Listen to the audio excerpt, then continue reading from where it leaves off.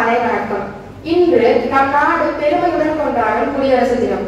ஜனவரி 26 என்பது வெறும் ஒரு நாள் மட்டுமல்ல, அது நம் ஜனநாயகத்தின் அடிப்படையை வெளிப்படுத்தும் வரலாற்றின் முக்கியமான நாள். தியாகத்தின் கொடி பறக்கிறது, தலைவர்களின் வீரம் தெரிகிறது. இக்கவிதை வரிகள் மூலமாக நாம் என்ன தெரிந்து கொள்கிறோம் என்றால், பல தலைவர்களின் வீரத்தாலும் தியாகத்தாலும் நமக்கு கிடைத்த சுதந்திரத்தால் மட்டுமே நாம் இன்று குடியரசு ஆட்சியை பயன்படுத்துகின்றோம். குடியரசு என்றால் என்ன?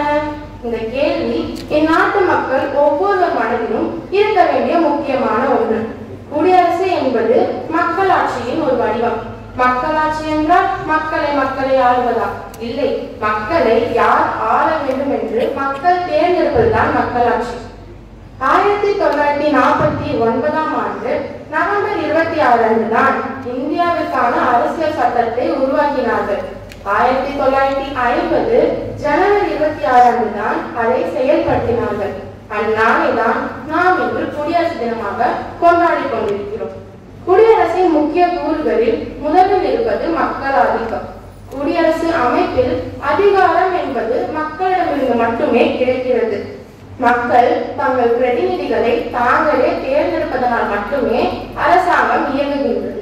அடுத்த முக்கிய கூறுதான் வேறுபாடின்றி சமத்துவம். ஜாதி, மதம், இனம் என்று வேறுபாடுகளை தவிர்த்து சமத்துவத்தை உறுதி செய்வது மட்டுமே இதன் நோக்கமாக இருக்க வேண்டும். அனைவருக்கும் சம உரிமை வழங்குவது மிக முக்கியம். கடைசியில் தான் தேர்ந்தெடுக்கப்படும் தலைமை.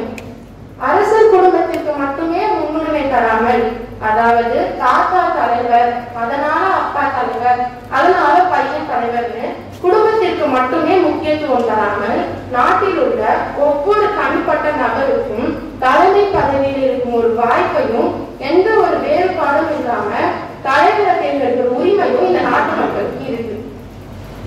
சரி, குடியரசு ஆட்சியை உருவாக்குனாங்க, செயல்படுத்தினாங்க, அதை நம்ம சரியா பயன்படுத்துவோமா? குடியரசு என்பது முழுக்க முழுக்க மக்கள் நலனுக்காக உருவாக்கப்பட்ட ஒரு அமைப்பு. சம உரிமை, அரசியல் சுதந்திரம், இது அனைத்தும் குடியரசு ஆட்சி மூலமாகவே நமக்கு கிடைக்கிறது. அதில் ஒன்றுதான் சுதந்திரமாக வாழ்வது மற்றும் வாக்குரிமை. சுதந்திரமாக வாழ்வது என்றால் நினைத்ததை நினைத்தவுடன் செய்வதல்ல. நம் மதம், கலாச்சாரம், வாழ்க்கை முறை இவை அனைத்தையும் நமக்கு நாமே தேர்ந்தெடுக்கும் உரிமை உள்ளது. அதுதான் சுதந்திரம். தொடக்கத்துல நான் சொன்ன மாதிரி மக்கள் யாரை தேர்ந்தெடுக்கணும்னு மக்கள் முடிவு செய்யறதுதான் மக்களாட்சி. அதை தேர்ந்தெடுக்கும் உரிமை தான் வாக்குரிமை. குடியரசு அமைப்புல மிக முக்கியமான பங்கு வகிக்கிற வாக்குரிமைய நம்மள எத்தனை பேர் சரியா பயன்படுத்துறோம்? ஏன் நம்ம வீட்டுல இருக்கவங்களை சரியா பயன்படுத்துறாங்களா? இல்ல, இப்ப போலாம், மதியம் சாப்பிட்டதுக்கு அப்புறமா போகலாம், கூட்டமா இருக்கும் அப்புறம் போலான்னு தள்ளி போட்டு கடைசியில போய் ஓட்டு போடணுமான்னு நம்ம நிற்கும். ஏன்னு கேட்டா, நான் ஒருத்தர் ஓட்டு போடலன்னா என்ன ஆக போகுதுன்னு கேட்பாங்க. நீங்க மட்டுமா அப்படி நினைக்கிறீங்க? உங்க பக்கத்து வீடு, அதுக்கு அடுத்த வீடு, அதுக்கும் அடுத்த வீடுன்னு வீட்டுக்கு ஒருத்தர் இந்த மாதிரி நினைச்சா இந்த நாட்டோட நிலைமை என்ன ஆகும்?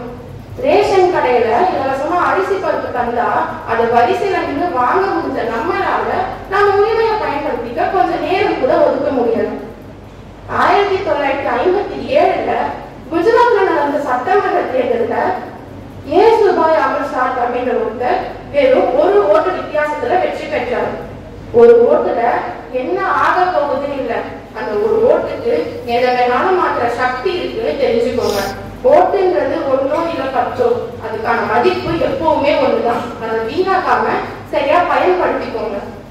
நமக்கு அடுத்து வரும் தலைமுறை குடியரசை எப்படி பயன்படுத்தும்னு பார்க்கும்போது ஒன்று மட்டும் தெளிவா தெரியுது.